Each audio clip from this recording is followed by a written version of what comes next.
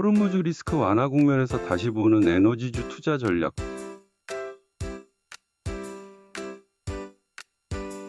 지금 시장은 호르무즈 리스크 완화 국면에서 다시 보는 정유 및 에너지주 투자 전략이라는 거대한 변곡점에 서 있습니다.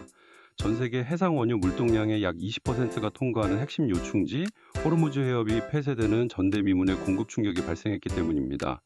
이번 사태는 과거 1973년 욤키프르 전쟁이나 1990년 걸프전 당시의 공급 차질 규모가 6%였던 것과 비교해도 훨씬 더 치명적인 위협이었습니다.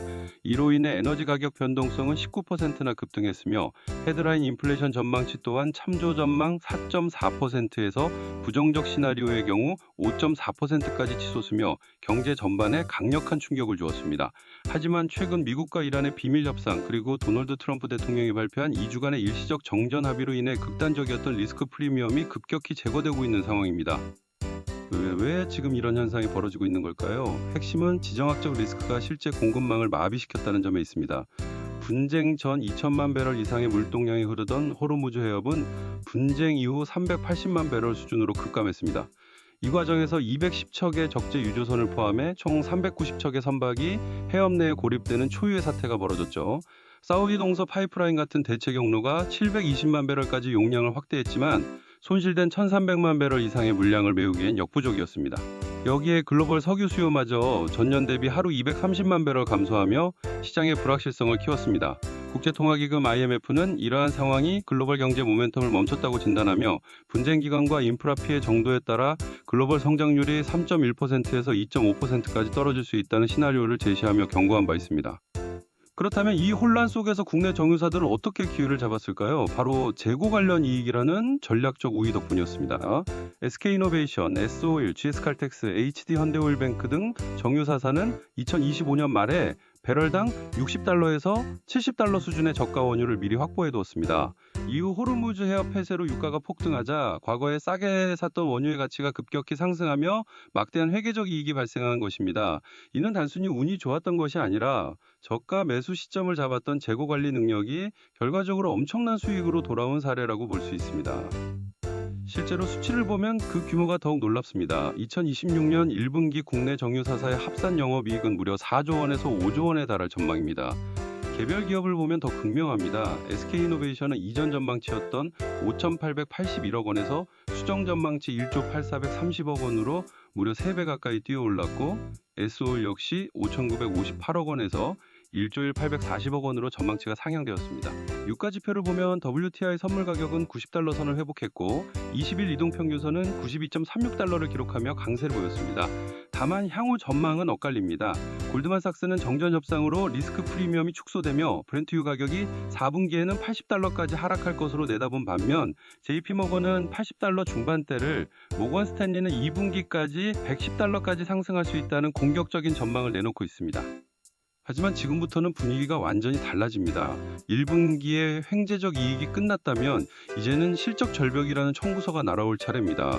유가가 배럴당 1달러만 하락해도 정유사사 합산 영업이익은 약 1,150억 원씩 감소하는 구조이기 때문입니다. 특히 3월 하순 두바이유가 배럴당 169.4달러까지 치솟았을 때 매입한 고가 원유가 2분기에 투입되면서 마진이 급격히 축소될 위험이 큽니다.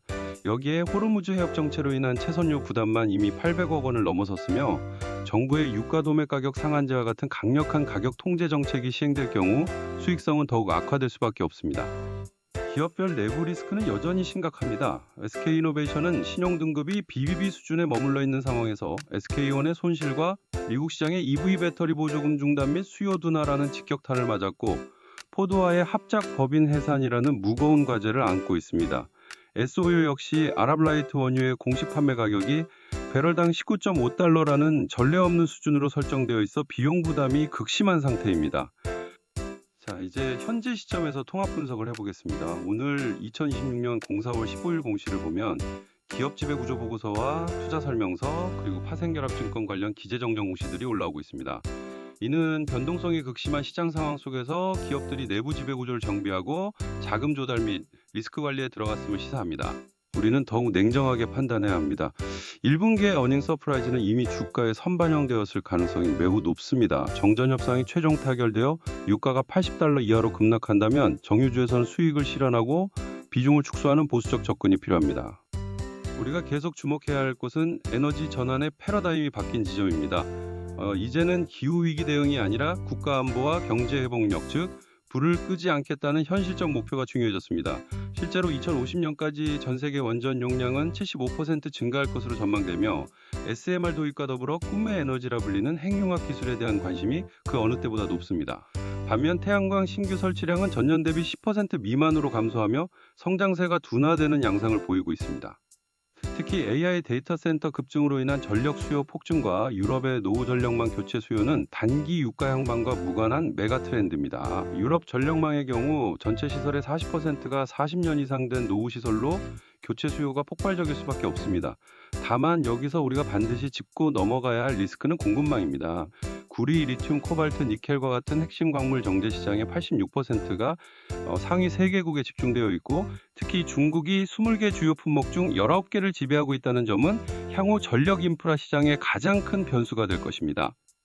결론적으로 단기적인 유가 등락에 일희일비하기보다 원자력 르네상스와 SMR, 핵융합 기술, 그리고 전력 변압기와 ESS 시스템 같은 전력 인프라의 구조적 성장에 주목하시기 바랍니다. 지금 이 순간 여러분의 포트폴리오를 지정학적 해지에서 구조적 성장으로 옮겨야 할 타이밍입니다. 오늘 분석의 핵심은 바로 이것입니다. 정유주의 단기적 환희 뒤에 숨은 재고 손실의 위험을 경계하고 전력 인프라라는 확실한 미래 가치에 집중하십시오.